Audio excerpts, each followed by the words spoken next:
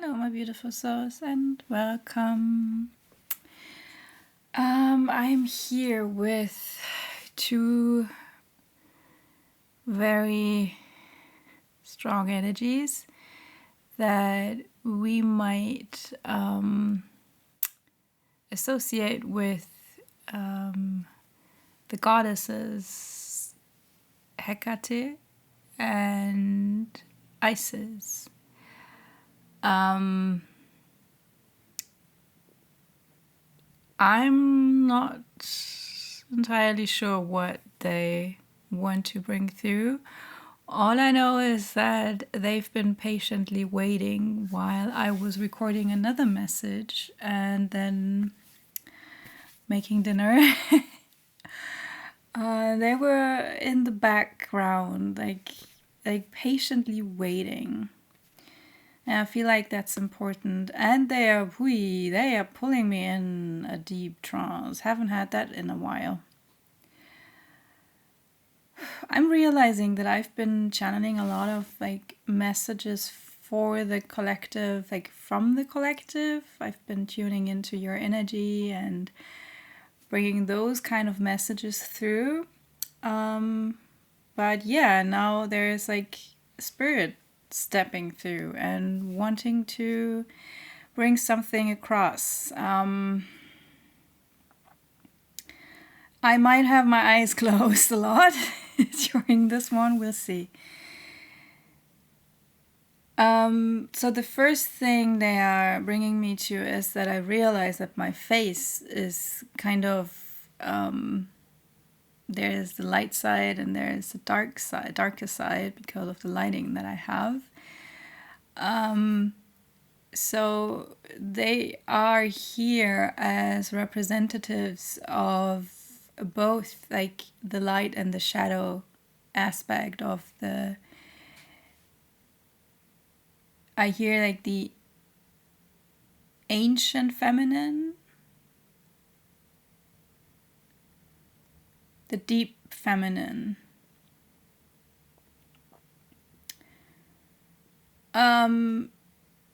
So I don't know how familiar you are with these two goddesses. I won't go into detail. You can research them if you don't know them.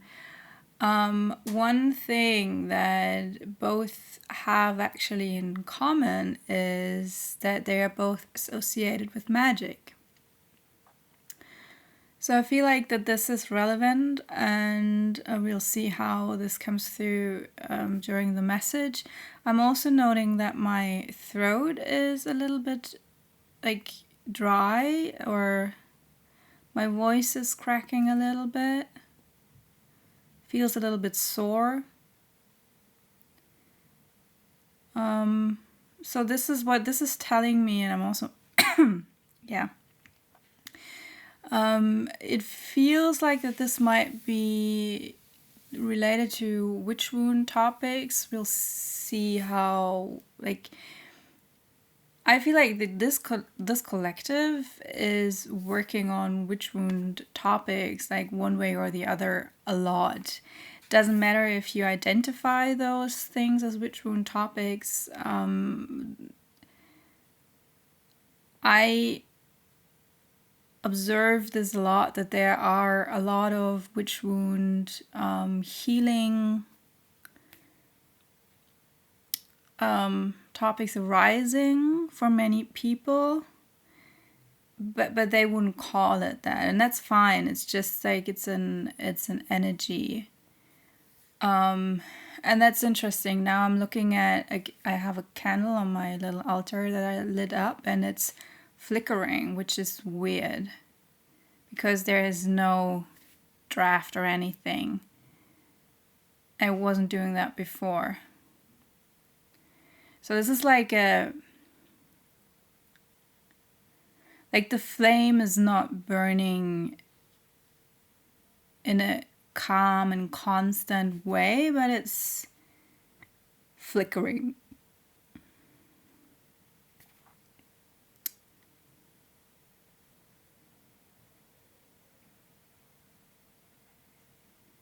Okay.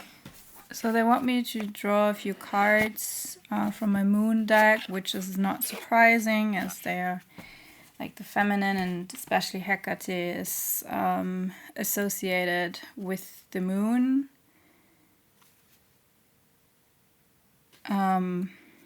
So let's see. If you're new here, I'm like my reading style is especially with oracle decks, I don't really go by the book or anything. I'm mostly reading, I'm mostly reading the imagery and sometimes just what they are called. Not always, it depends.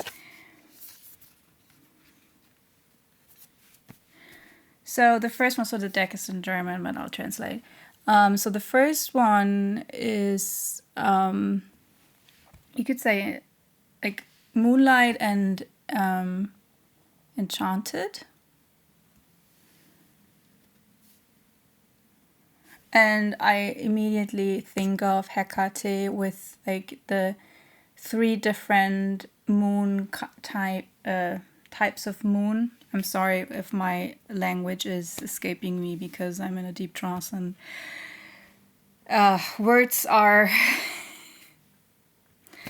not at home in this realm. So there's like the, Hekate, and there's something about an illumination, like there's a doorway. And when you step through this doorway, something will be illuminated with this full moon. And you will feel like it's magical. It's like enchanted.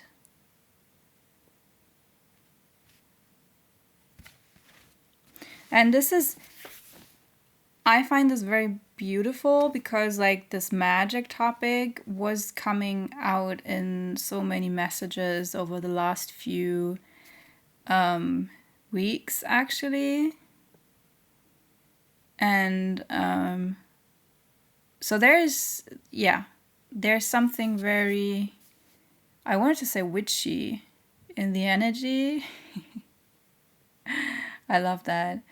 But like you don't have to like identify with any of like the witch movement or anything. That's not what I'm talking about. It's like a certain kind of energy. Okay, there's it. Don't. It's okay. Like when you know. Focus. Focus on what's important, and look here. Like there's the full moon. So there's something when you step through this door where you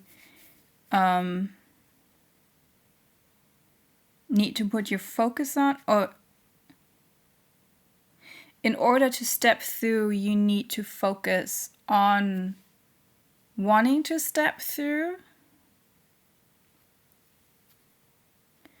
I'm just like on another deck that's lying here. There is an owl on the cover and I'm drawn to that. Like the owl is also Hekate, but like the owl is sitting on the head of the figure. So there's something about wisdom that's like a higher wisdom, a wisdom that you pull through, maybe through your chakras, like your upper chakras.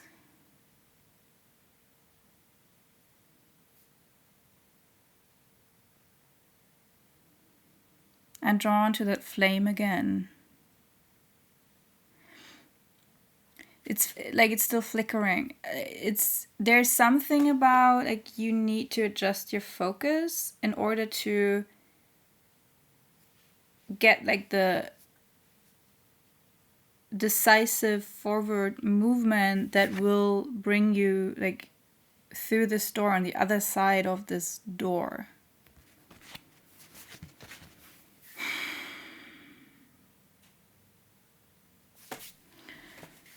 Okay. few tarot cards.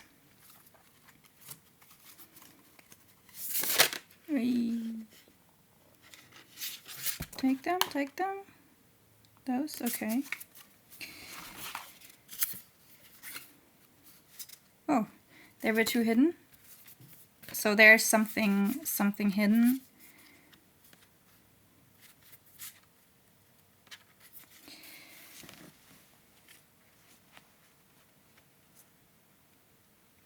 I don't know why I feel rushed.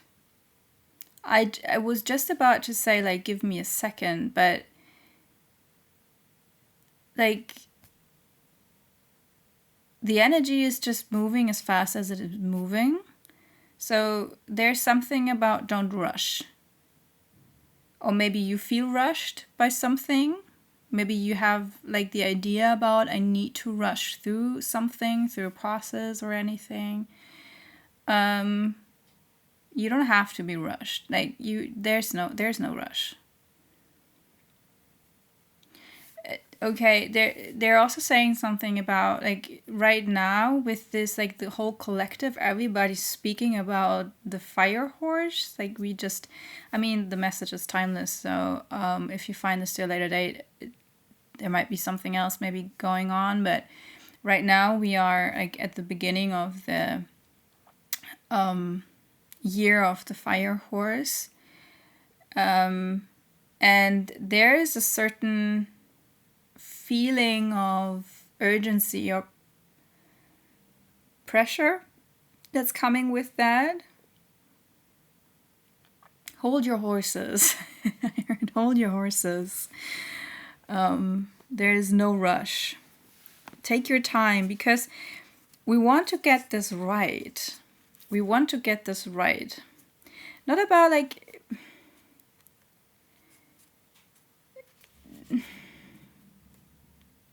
Now I feel this, oh my God, I'm not allowed to make any mistakes, which is also not what they're going for.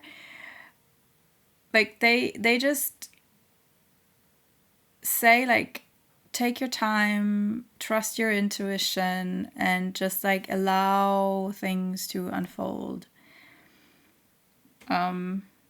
Everything in its own timing.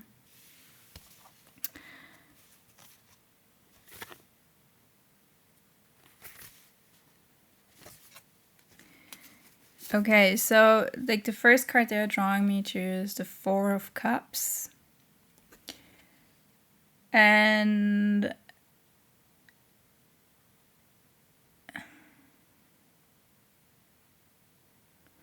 that's an interesting imagery. I have to say I don't work with that deck very often, so I'm not really very familiar with the artwork.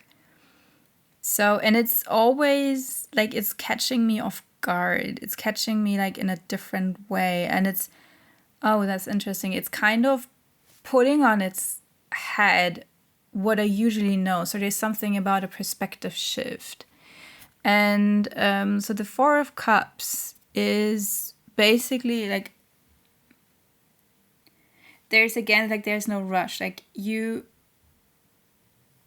there's something about divine timing, and there's a fourth cup that you're not able to see yet, and it will come in when the time is right, and you just can't see it yet.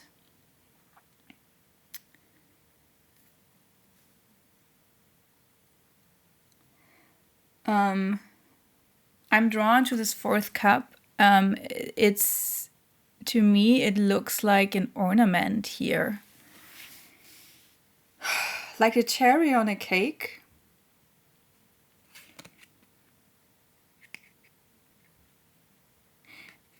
It's weird. Because on one hand, I feel like it's very significant.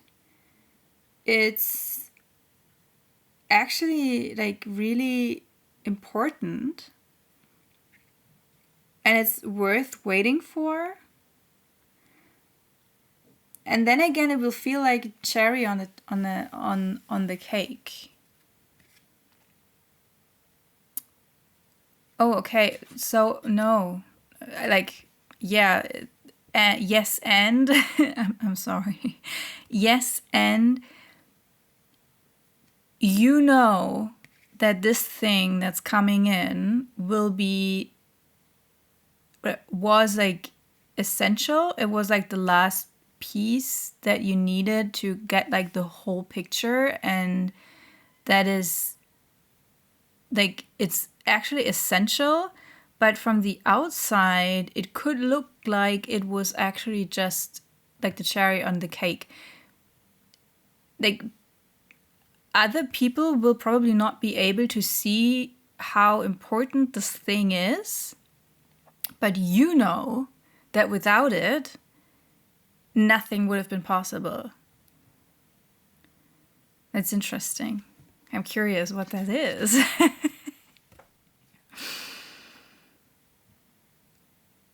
I'm also drawn to like these drawings here. Like to me it looks like lightning bolts or like electricity. So it brings me back to this energy of the fire horse. Like it will, okay, so when this thing comes in, it will be very like fast movement. There will be fast movement.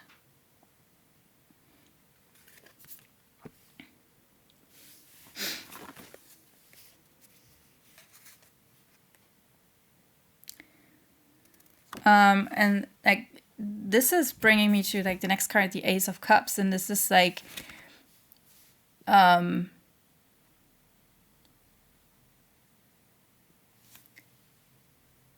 this is like a completely new energy.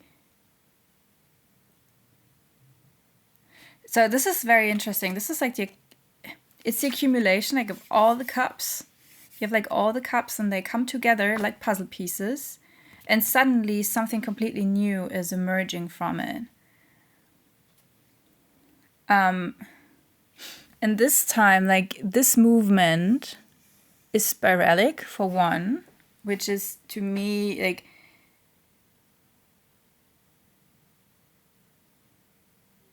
okay, so like this electrical energy, it's like it's coming in and it will be as if somebody pushed a button or ignited something, but it will not be moving forward in this lightning bolt like linear straight fashion, but then it will start to move organically.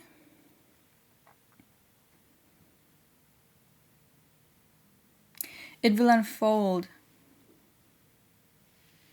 If you look like this, it's almost as if it was like dancing up here, the energy. And it has something magical about it because it's moving upwards. It's like liquid that's spiraling upwards, and it will feel like magic. It will look like magic.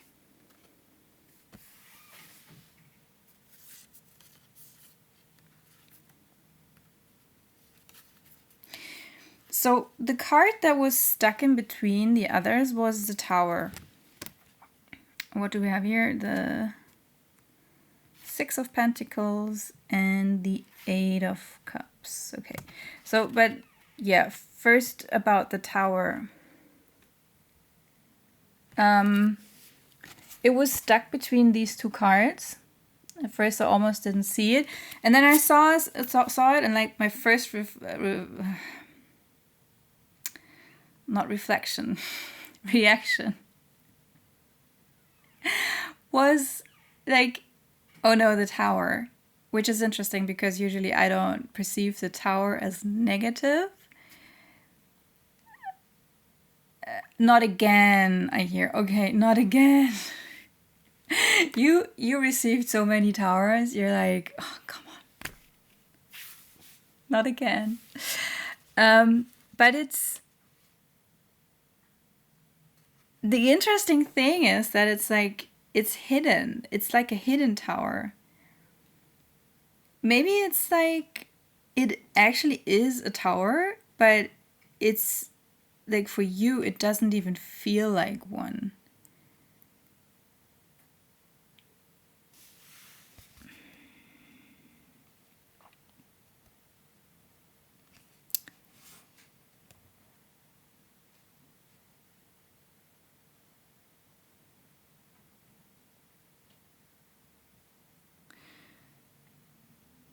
Yeah. So we have like with the Eight of Cups, there is this leaving behind of the old story, I hear.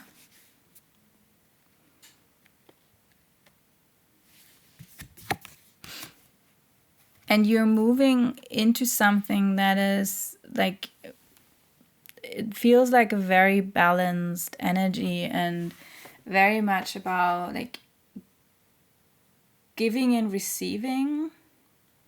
Like you will receive. It feels like for the first time in your life, you will be able to receive what you're putting out. And you feel like there has been like this huge imbalance in your entire life.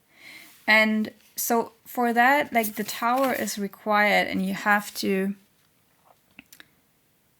like something has to break away, something has to be left behind. But it doesn't really feel like a sacrifice anymore, because you're just so over.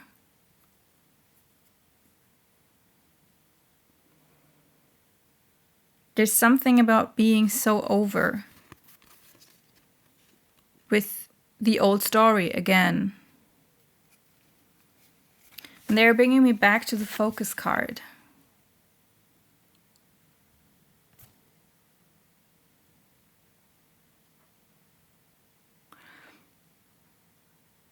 And like the moon, like it's beaming light in like all directions.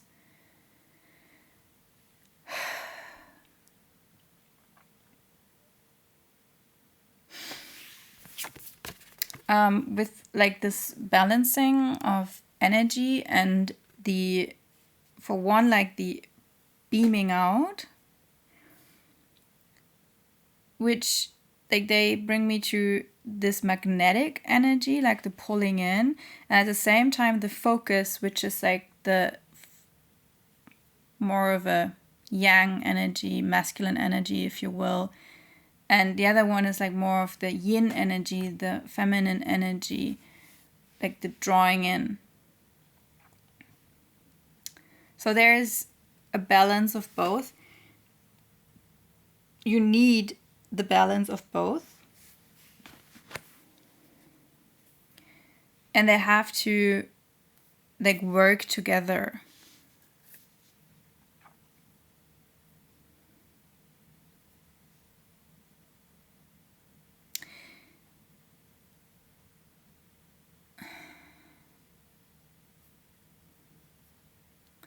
And so when you start focusing your energy on, so what is it that you should focus your energy on? Whatever is behind that door. Do you know what's behind that door? Do you know what you want it to be? Okay.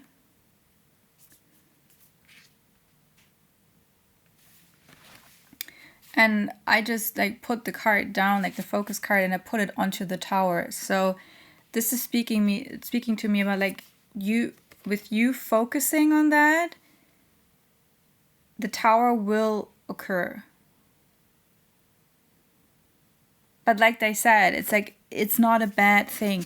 So there seems to be a fear of letting go of the old story, because if you let go of the old story, like something will break away, and you seem to be having trouble, or like you fear the tower, but it's actually not to be feared. It's liberation.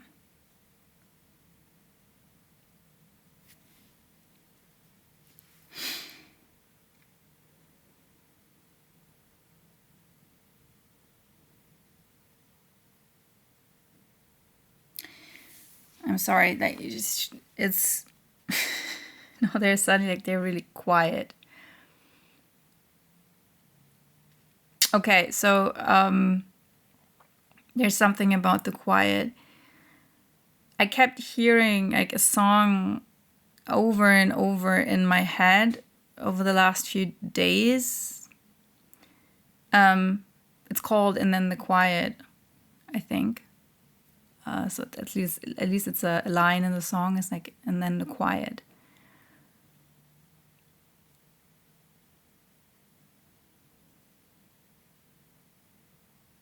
So to sit in this stillness, to sit in the quiet, and to really let in what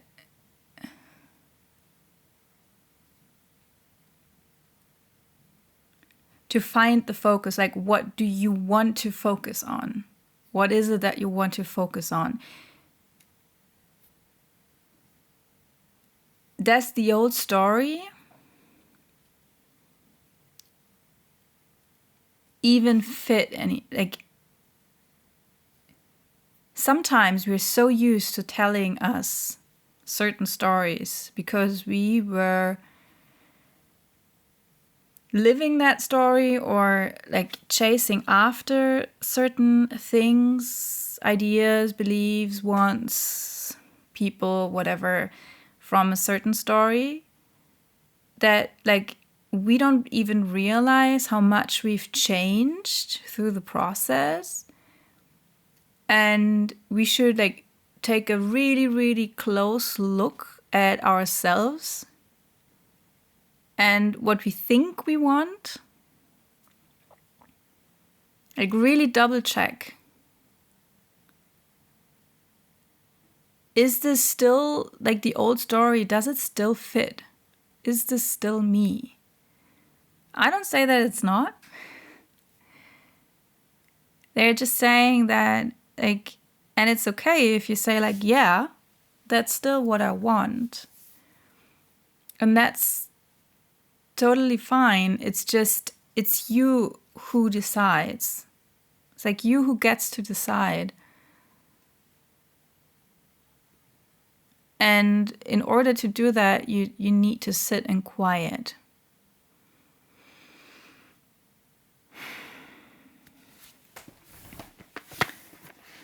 They want me to draw a few more cards from my Rumi Oracle deck, which is always my mystical deck.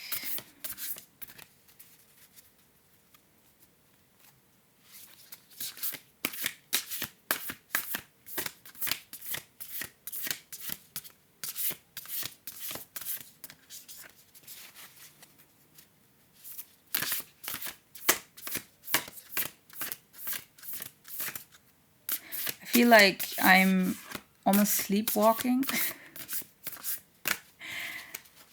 I'm shuffling those cards like automatically, mechanically. I think that's the word. Yeah, that's bringing me back to the thing about like following a certain story just because you're used to following it. Like you're following it mechanically.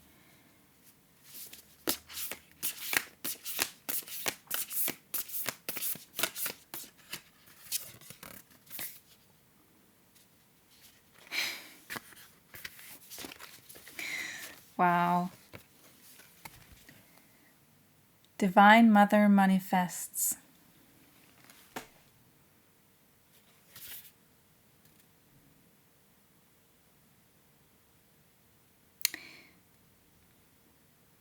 Yeah, so there's like, again, this thing about you manifesting what you want for yourself, whatever is behind that door, you get to choose. And I'm drawn to, like, especially to her hands, like to this color green. And green is the color of the heart space. And so they're like saying really, really, really connect with your heart. Sit in stillness, sit in like in the quiet. No readers, no music, no nothing. Just sit there and connect with your heart.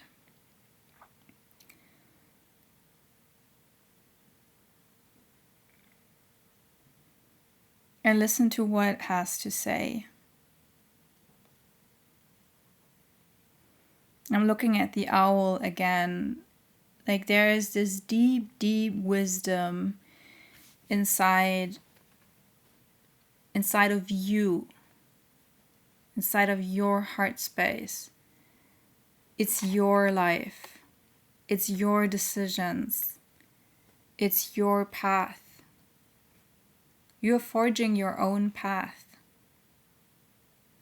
And you are the only one who can walk your path, so it should be your own. And it should be a path that lights you up. Like this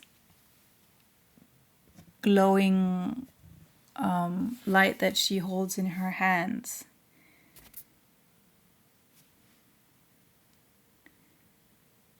And at first I thought like she's looking at it, but she's not really looking at it. It's like this feeling or this image of she's like really looking inside.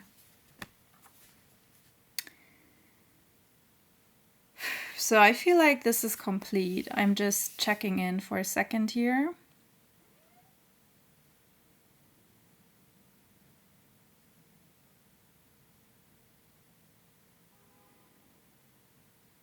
Okay, so one thing that they are kind of emphasizing again, or just like to wrap this whole thing up, like what we said at the beginning, that there is Isis and Hekate here. And they are both, they both embody the light and the dark. But like you could view them as like two different sides of magic, two different sides of like the divine feminine. And they were emphasizing like you need both. You need the light and the dark.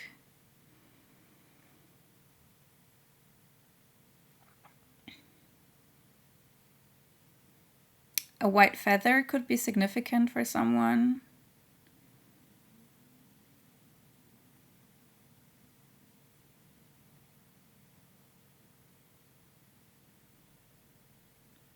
This is interesting. They're giving me symbols. Usually I don't do that, but okay.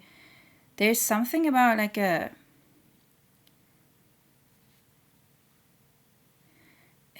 do you call that? It's a thing like that you can point with and it looks like a hand with a finger.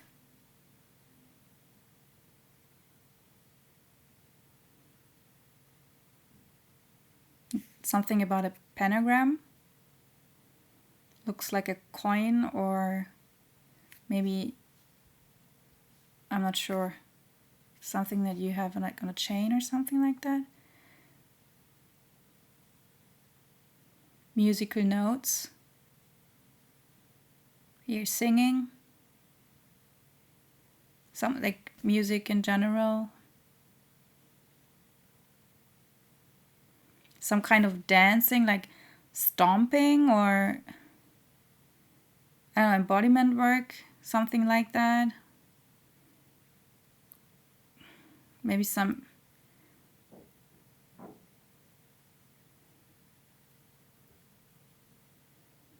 about connecting with ancestors.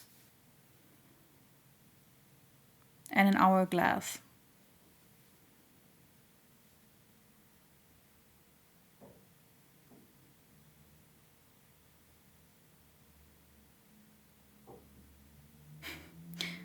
And a goldfish.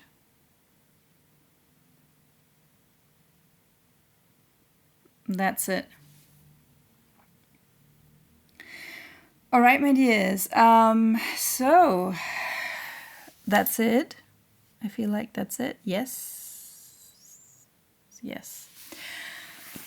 Okay, exciting energy, exciting times. I would love to hear from you. I hope this helped, this resonates, and it finds you. Yeah, sorry, I'm still in this not a good place to think of words for an outro. If it helped, I would love to hear from you. I would be very grateful for a thumbs up or maybe even a subscription if you haven't already.